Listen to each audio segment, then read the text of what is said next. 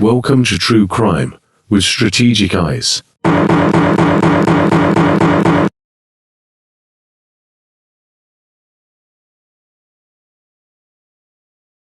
Strategic back again. What's going on, beautiful people? What's happening? I got a little bit of an update for you guys. Some of you guys may have seen this before, but it's new to me.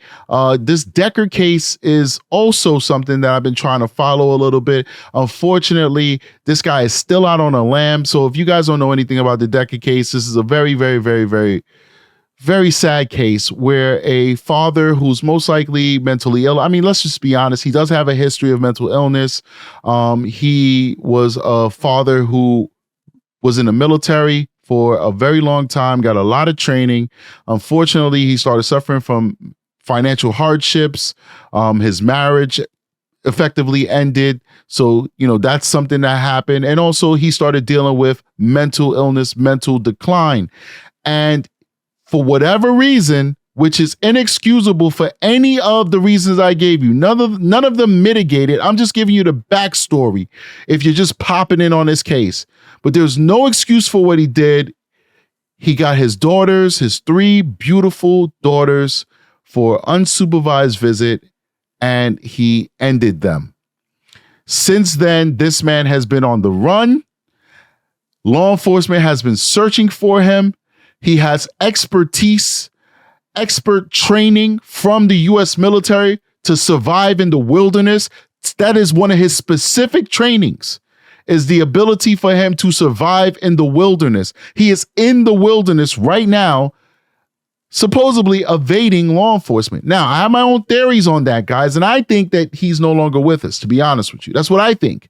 But so far, there's no evidence of that. There have been some sightings of him.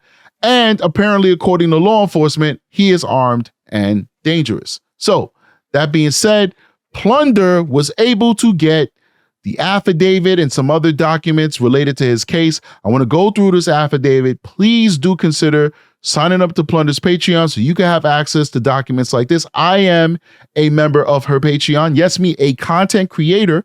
I am a member of her Patreon and proud of it because I get a lot of probative information from that Patreon. It's well worth the investment that I put in it. So I encourage you guys to do the same thing.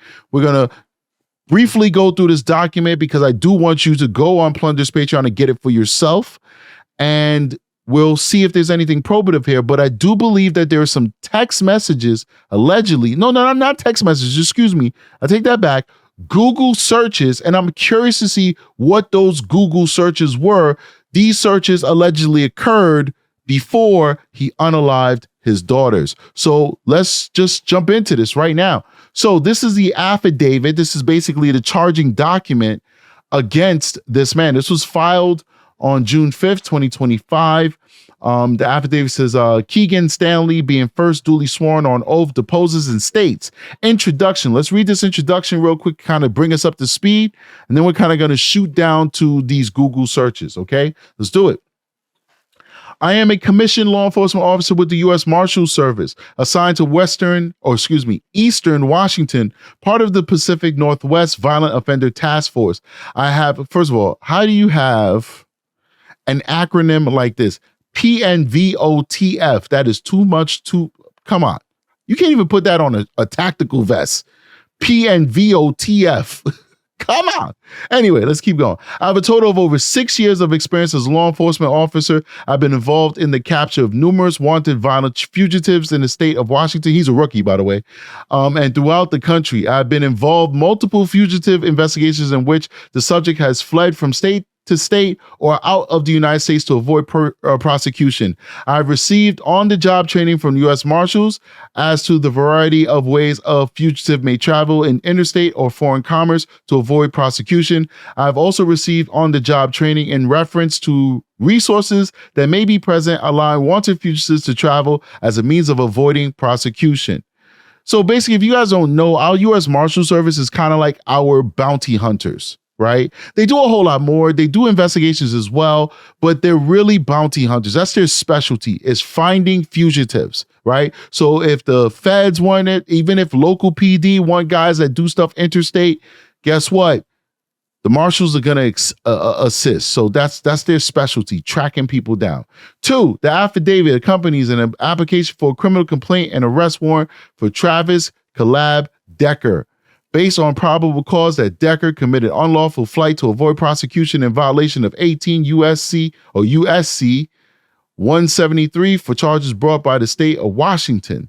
3, I am familiar with federal laws concerning the unlawful flight to avoid prosecution, specifically 18 USC 1073, which states, let's see what it says. I'm interested.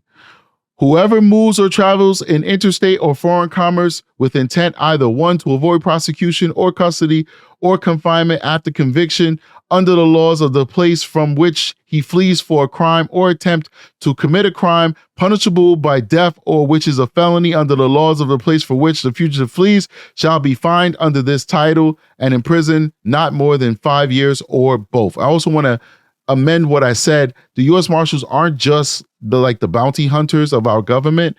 They also manage federal lockups, right? So not federal prisons where you go after you've been sentenced, but like the county jail version of federal jails where you are incarcerated while you await prosecution by the federal government.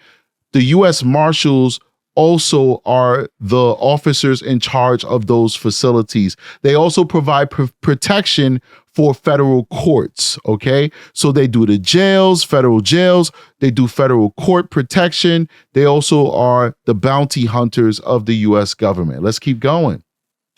4, the sources of the facts set forth below and the basis for my opinions and conclusions are the following. 1, my review of court records. 2, my conversations with the law enforcement officers, federal, state, and local. 3, my training experience as a law enforcement officer. And 4, my participation in this investigation. Importantly, this case has involved many law enforcement agencies that, while have the same overall mission, justice for the victims in this case, do not share the same function or taskings. Accordingly, I do not know the contents of or access to reports, body cameras, videos of all the different participating agencies. The information set forth in this affidavit is not intended to detail every circumstance of the investigation or all information known to me or other participants. So this multi-agency thing is saying, listen, I don't know everything going on with this investigation, but I know enough to be able to swear on this affidavit. And I want to go down to these Google searches.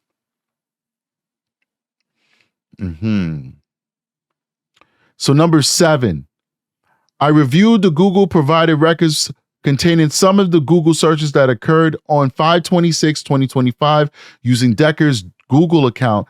These Google searches included the following. How does a person move to Canada? Very interesting and probative. How does a person move to Canada? How to relocate to Canada? First of all, this dude is crazy like a fox. Because if he was a real psychopath and he ended those girls, he would not be asking how he moves to Canada. That's a getaway. That's how do I not take responsibility for the thing I did that I know is wrong. It appears to me the more I look at this case is that it wasn't so much that he was nuts. It was that he wanted the mother to pay. He's just a very selfish and, DV type of guy. Whatever. Let's keep going. I mean, this guy is delusional. How to relocate to Canada. Here's the delusional part. Jobs Canada. Jobs Canada. So not only does he want to be a fugitive on a lam in Canada, he's trying to figure out how he actually builds a new life in Canada. Jobs in Canada? Come on, buddy. After the above listed Google searches, he visited the site findajobcanada.ca. A photograph containing Decker's Google searches is below. Let's see here. Find a job Canada, Jobs Canada, Jobs Canada. How to relocate to Canada. Google search, how does a person move to Canada? Wow. Yeah, this guy definitely premeditated what he did, and he definitely had a plan to move to Canada. think it's safe to say that. What do you guys think? I don't know. Number 8, I'm aware that the arrest warrant noted above stems from a triple homicide. It also alleges Decker kidnapped his 3 minor-aged children on May 30th, 2025 in the Wenatchee, Washington area. A very public search was conducted for Decker and the 3 children. It's very sad stuff here. All right, I'm going to not cover the rest of this because once again, I want to show respect and definitely guide you guys over to Plunder if you want to see the rest of it. And of course, just like Plunder was able to get this on her own, I'm able to get this on my own as well. And you guys are able to get it on your own as well too. So if you want the convenience like I do, go to Plunder. If you want to do it for yourself, please do go ahead and do it. And let us know what you think about what you read inside of the comment section. You guys are amazing, and I really do appreciate all of the support that you give me. Please make sure you hit the like and subscribe button before you leave the video. Please also make sure that you engage with this video, that you put something inside of the chat. Say where you're from. Say something. I don't know. It helps put us into the algorithm. We'll see you guys on the next one. Strategic is out of here. Peace.